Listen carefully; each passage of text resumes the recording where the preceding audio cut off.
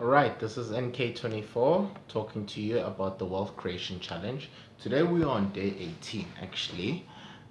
This is the last day where we're going to be talking about the critical step of how to increase income once you started to having income. To step 3. Tomorrow we go to step 4. Onto once you've started to really increase your income, what follows afterwards? What do you do with the extra income? All right. So today I'm just going to be talking about things that you need to realize about this step of increasing income. It's the most confusing stage because that's the stage where I'm at right now. And while I speak about this, I'm actually talking about things I am really going through. And it's not really theoretically based, but it's based on my real experiences versus the research that I have done. So it's quite amazing because I'm also learning so much. I remember when I started planning this program, at the time I hadn't really started really implementing this phase of increasing income, but now that I'm on day 18 on it, it's literally become so sort of real to me, real, because I'm talking about real life experience, what I'm actually going through. And what I want to actually say about this phase here. So this video is about just some things that you need to keep in mind when you are really executing this phase, and you need to know that these are things that are going to happen to you while you are going through this step, especially if you go through it the first time around. Sometimes you might get it wrong. Sometimes maybe you've done it before and you got it wrong, and you probably put it aside. But this is the most important step, yet it is the most dangerous step. Why do I say dangerous? So, what happens is that once life starts to get better, you know, I've seen, well, not just with a lot of people, I've seen with me as well, that you can go from broke because, you working out of necessity and you're hungry for just getting your life to be on track. So everything is focused. You're operating on necessity, survival.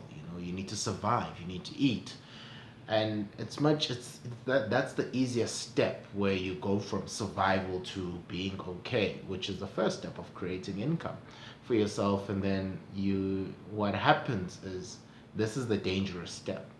You go from what I call emergency to affluence. Affluence is when all of a sudden you go from zero to making money. And then all of a sudden, what you do is that your mind just betrays you. All of a sudden, all of these things that you weren't thinking about, because now you have money, you start seeing them. And you can't you can't be resourceful anymore like you were when you were broke. You start to think with money.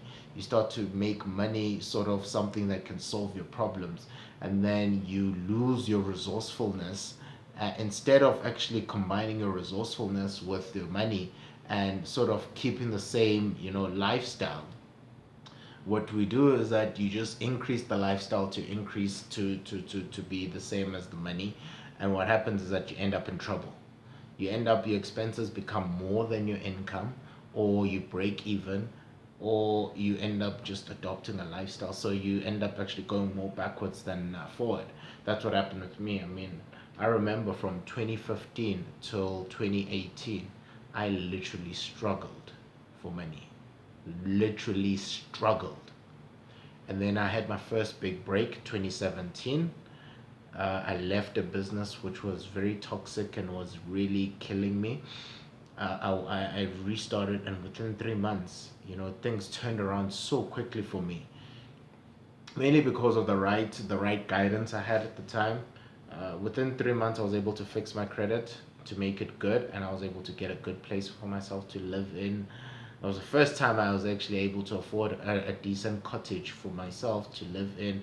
Had a shower, had a swimming pool, had just, it was the first time I had a sense of independence. And within 3 months, I got a car, which was really, really amazing. And then I got a credit card, It was incredible. I was getting, I had store accounts, clothing accounts. It was just amazing. And then the business money just started flowing. And what I did was, when that money came in, I just inherited habits which were just weird. Started calling friends that I didn't call when I was broke. And then I would just go chill with them, and we would spend money. And I started to drop the ball a bit. I started getting drunk.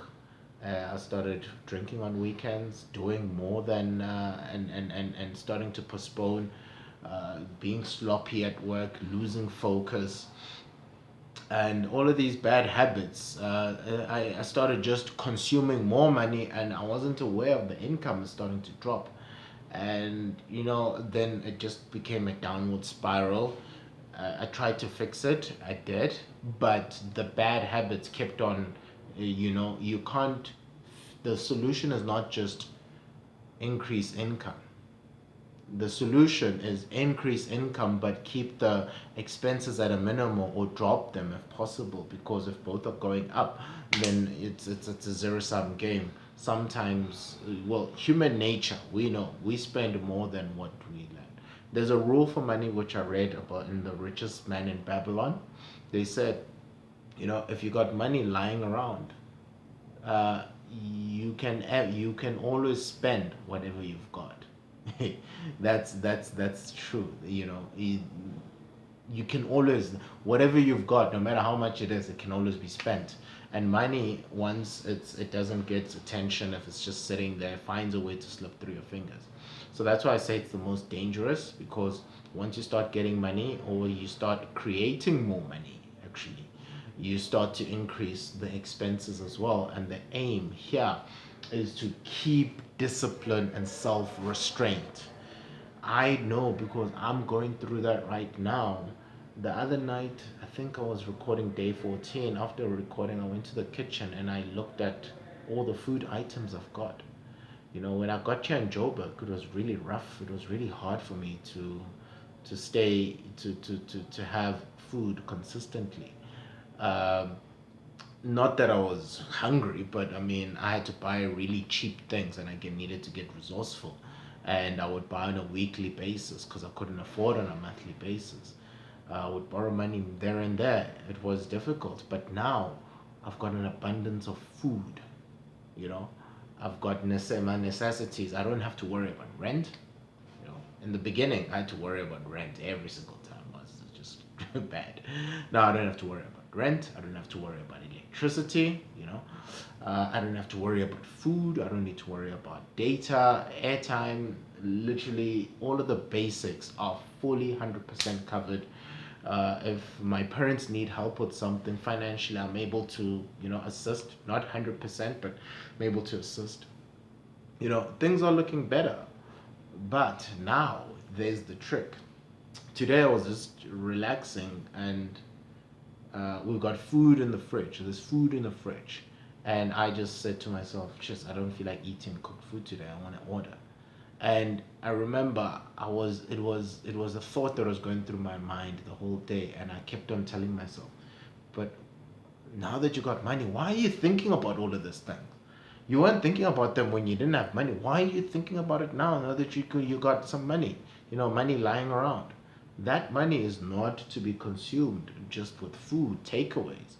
That money, it's a constant battle the whole day. And when I finished work today, I had to decide what I was gonna do. Well, guess what?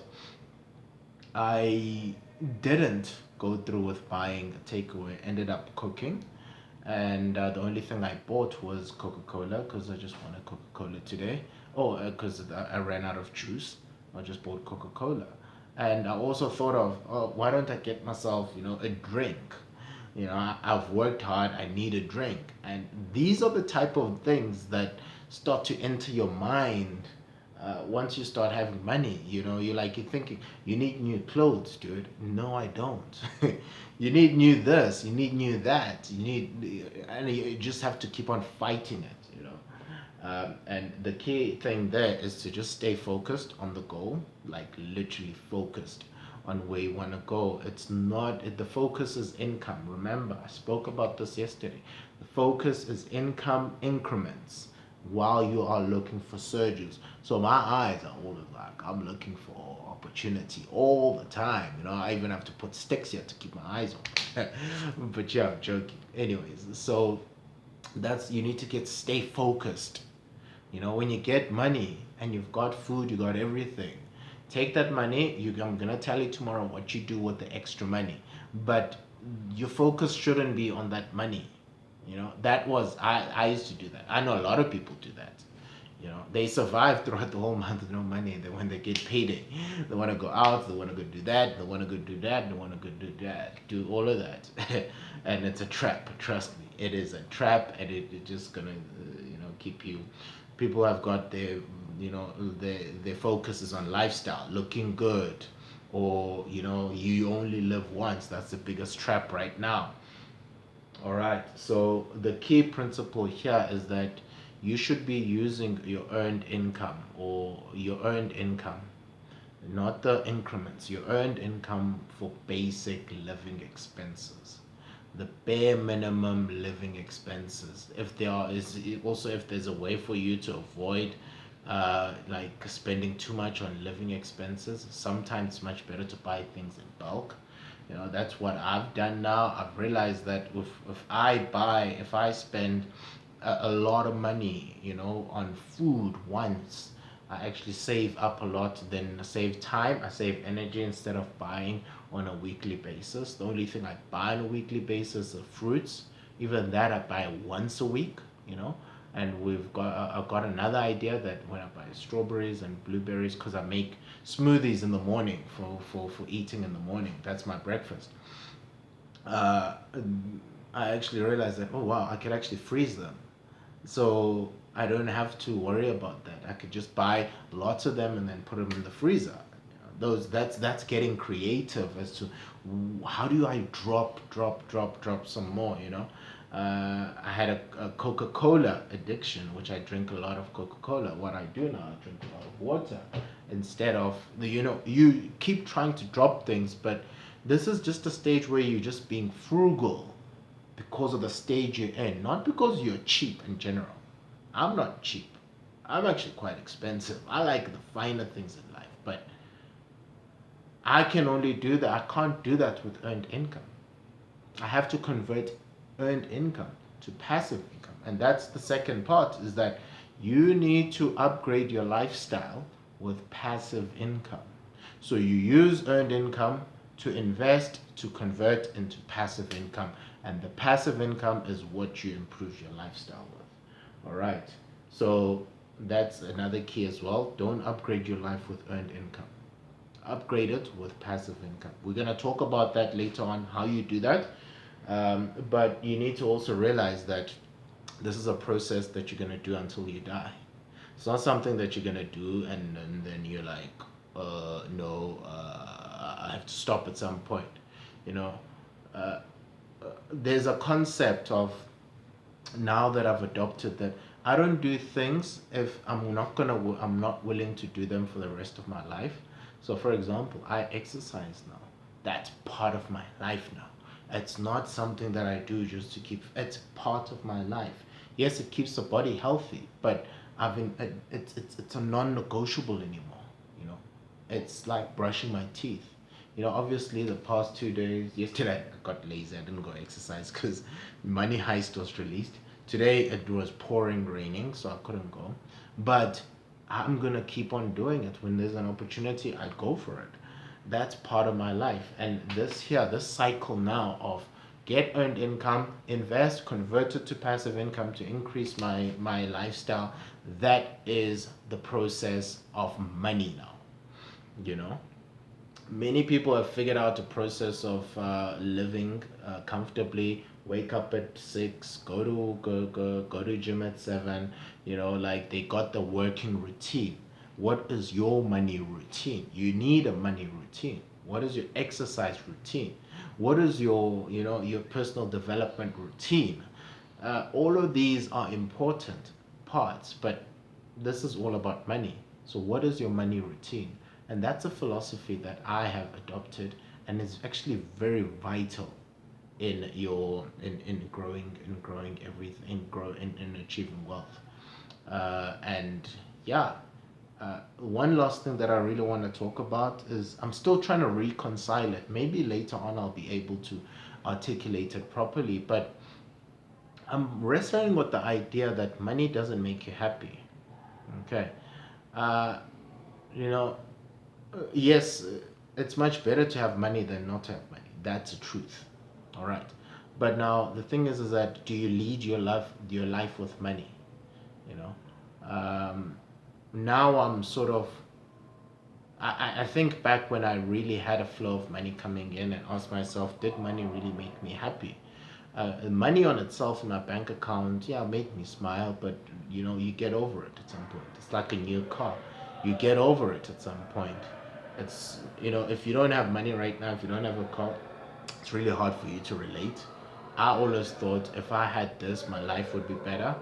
But you get over it. You get over all of those things. So certain things don't make you. I think money makes life easier, but does it make you satisfied, like fulfilled inside? And I'm still wrestling with the idea. I don't have the answer, but I think the closest um, part I got to was it's what you do with money that sort of makes you fulfilled.